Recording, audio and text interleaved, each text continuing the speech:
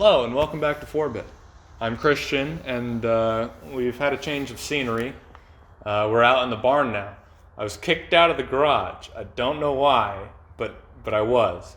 Granted, I don't really care because I could be out in the barnyard working on this car with the donkeys. So I am thankful for this space and I'm not upset. But regardless, this is going to be part one of painting the Lotus. I was hoping to be getting bass and clear on the car for this video, but that's not going to happen. That's going to have to happen in the part two, which is episode 13, coming out right after this. So if you're subscribed, you could turn on post notifications and wait until that video comes out, and then you'll be notified, as well as I might be posting to YouTube Shorts. It's like just a less than a minute videos that you can put on your channel that are in like a separate section called YouTube Shorts or whatever. I don't really know how it works because I've never uploaded anything to it before. But hopefully if you have post notifications on, you should be able to be notified of that or see it in your subscription box. I don't know. I don't know. It's YouTube. I should know this by now, but anyways, without further ado, enjoy the rest of the video. So if you've watched the previous episode, you're fully aware of my struggle with the wheel wells. I've been trying to figure out a way to keep these custom fiberglass pieces attached. You can't just weld a seam as you could with metal, so I ended up chamfering the edges so the fiberglass could lay into the edges like a trough for bonding the pieces. I mentioned that I would try the method in the previous video, but I'll quickly illustrate what I'm trying to do here. You can't just add fiberglass at an edge because it won't look like an edge anymore, it'll be all lumpy. So by sanding, you either got to do a chamfer or a fillet. If anybody has done any 3D modeling, you'll have heard those terms before. So then the fiberglass can rest in this area flush to the flat surfaces, yet it still joins the pieces. It's still very difficult to do though, so I keep adding fiberglass, sanding it back, and doing that all over and over again. You'll see me constantly use random squeegees and tape and stuff to try and mold the fiberglass into the shape I need so that I can minimize sanding and increase the strength, but with such a complicated repair area, it just felt so impossible.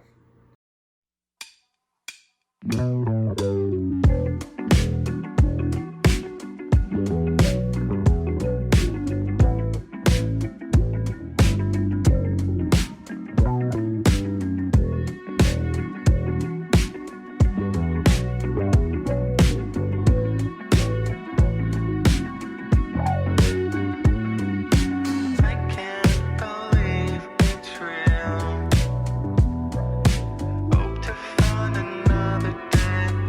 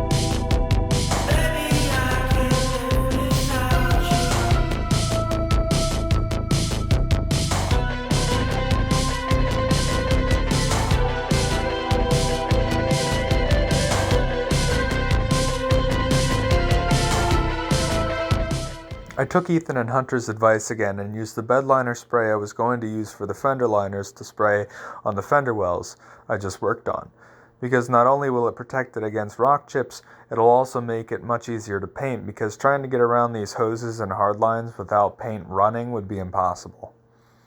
Plus, the bedliner spray fills in a lot of imperfections, so the fact that I couldn't get these fender wells perfect made this option a no-brainer.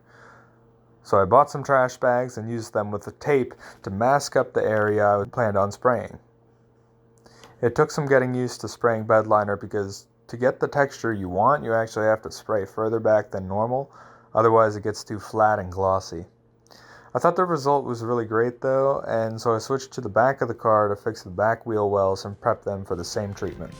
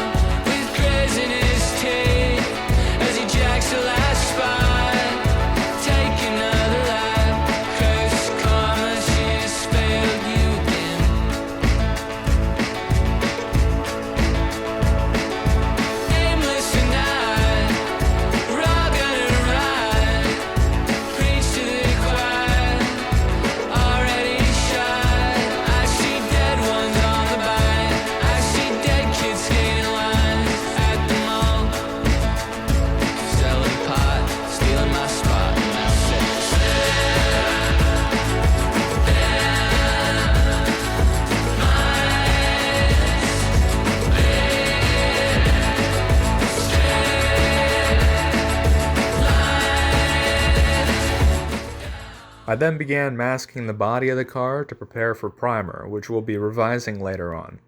I also scraped off the tape thing covering where the doors bolt up, and I'll replace the tape later on. I still have no idea why it was taped there though.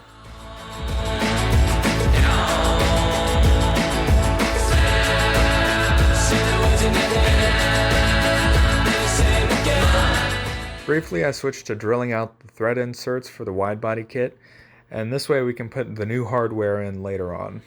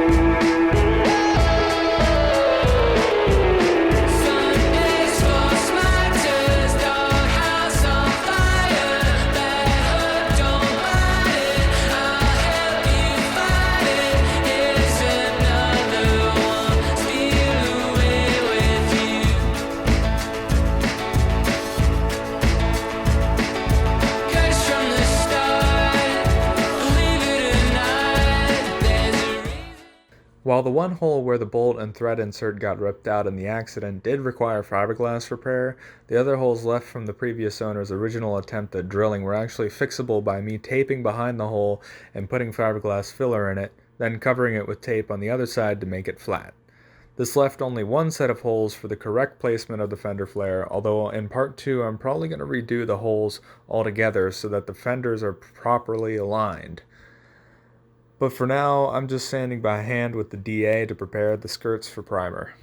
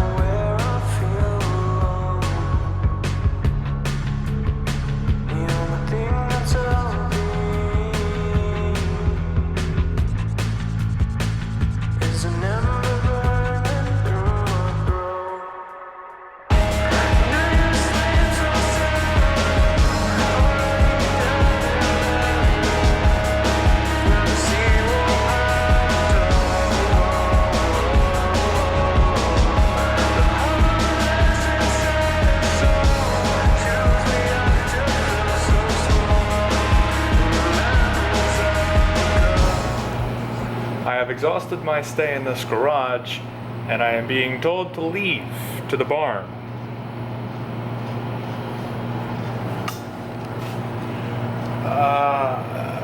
Okay.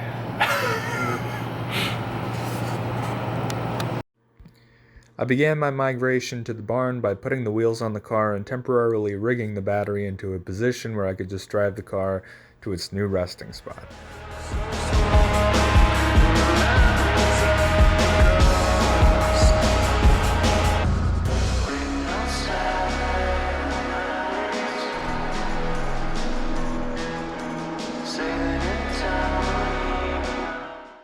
Now I know what you're thinking. There's no way this could possibly go wrong in any possible way imaginable. But that's what the bungee cord's for. You see, it's not going anywhere. Hopefully, it'll be fine.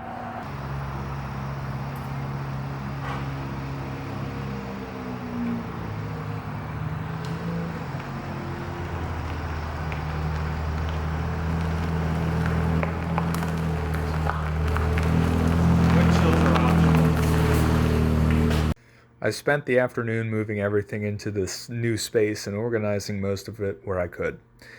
And it was hot. It was real hot. I used this cute little radio flyer wagon to pull my parts around like a toddler pulling around his toys. In addition to a drawer with wheels that I found in the garage, so that worked too.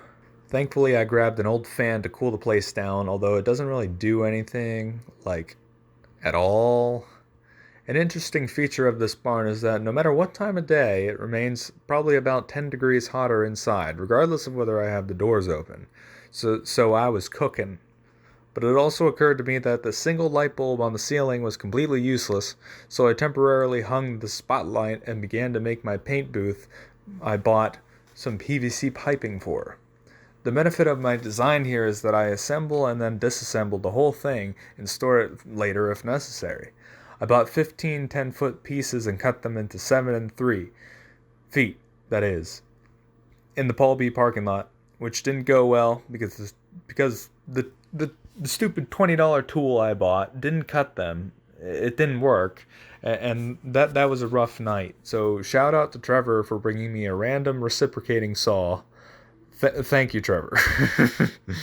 But anywho, I tried assembling it myself because I'm a strong, independent black woman, and then I realized I needed to join some pieces with PVC glue stuff and then assemble it from that brace on. So if you guys are interested, I can talk more about what the paint booth materials were to make it in the next video, where I'll throw some plastic wrap around it and make some ventilation so it actually acts as a paint booth.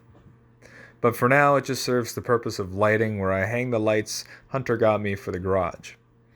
Also, if you're curious how I moved that absolute unit of a speaker system that Hunter made me to the barn, I put it on my skateboard and moved it that way. So then with the Dremel, I cut a foot off each side at the front and back of the booth to make the brace. And just for the record, I can imagine I didn't have the proper bit for cutting PVC piping, because it sprayed a million little chips of plastic all over my face.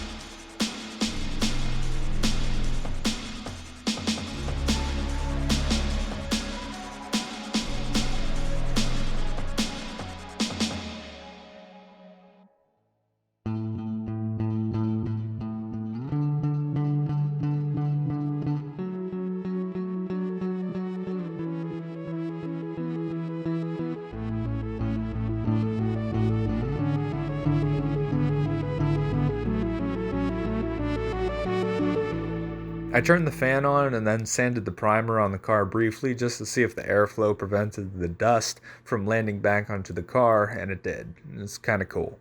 But anyway, my big obstacle was the stupid fender flare, and I was determined to complete it. In hindsight, I should have just contacted Hethel Sport, the company that made the Widebody kit, and begged them to get me a replacement piece, but the sunk cost fallacy got me again, and I senselessly persisted. But in my defense, even if they would have sold me an individual piece somehow, I would have cut into it anyway to get rid of the tiny little fin they put on it, which I removed from the other side, and that feels wrong and wasteful. Plus, one of the major purposes of this project is not to do things quickly with replacing all parts, but to prove to myself and everybody else that you can rebuild and restore anything with enough time and patience. And boy, does this project feel like a test of patience. The amount of time I spent on this fender alone is ridiculous, as it was just a repetition of adding fiberglass and then removing it, and then adding it and removing it until you start to see the beautiful sculpture that remains. Actually, it's more like add fiberglass and then sand it away for 10 seconds, and then replace the sandpaper that it just ejected itself from the Dremel bit. But I digress. Another thing was the doors, where I decided to do a matte black on the areas visible from inside of the car, and then I'll do the rest of the door in the color I'll paint it. Why do I have the doors on a sled, you may ask? Well, because these doors are stupid heavy. Like I can lift both clamshells by myself, but these doors have a giant block of aluminum running through them for safety, and man, those things are chunky. So I pull them around on sleds because I don't want to carry them.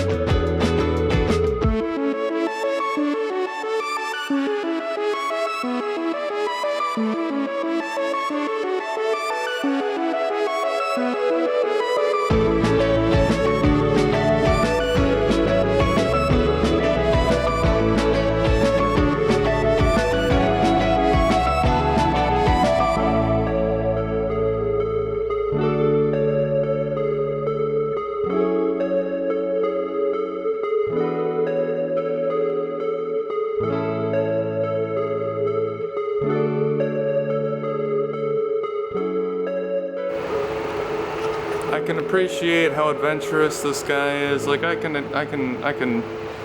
understand that, but like this is not supposed to be an animal sanctuary.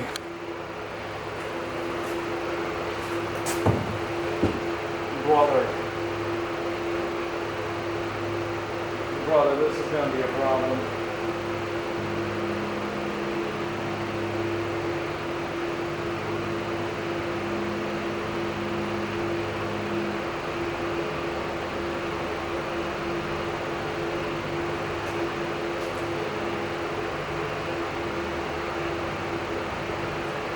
Thank you for respecting my challenge.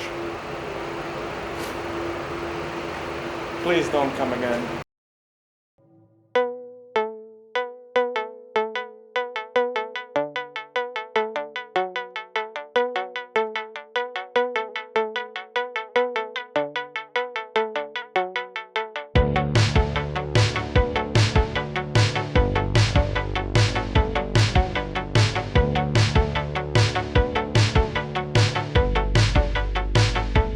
Oh, come on. They can't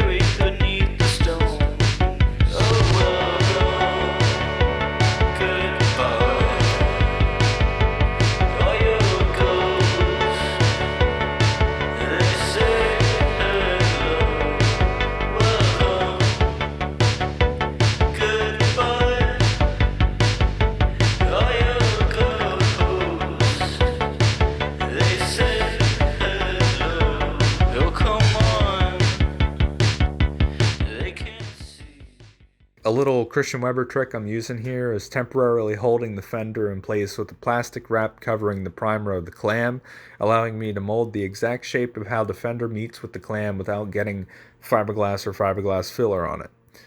So, using filler, I can shape the edges a bit and make some adjustments, taking off the plastic wrap when sanding. All goes like you and me into the stars. Flesh and bone, goodbye. Dead from the start.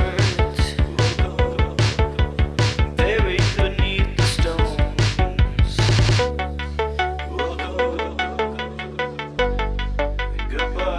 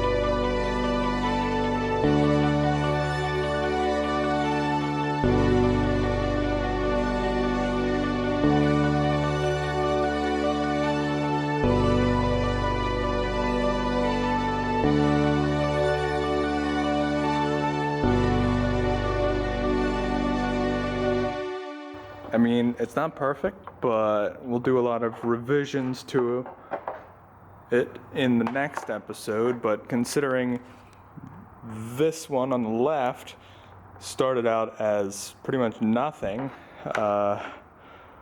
from that body line back, it's not bad. It's not bad. Look how professional I am now. Wow, so professional. Yeah, if you ever want one of these, you can just come up to me in person and ask. I always have like a few of them on me, so yeah. Another thing is that I've been designing shirts for Amazon if the demand is there. So I don't know if you guys would be interested in 4-bit shirts, but if you are, let me know somehow. Maybe comment down below. Because I've made a couple of designs, and if the demand is there, I'll happily add them to Amazon, maybe have my own like Shopify store kind of thing on my website, 4bitautomotive.com. But yeah, just let me know. I know it's not a big channel, but if you guys are interested in shirts, we'll do it, you know. But anyways, that's enough self-advertising for the day. Anyways. Thank you for watching, and I'll see you in the next video.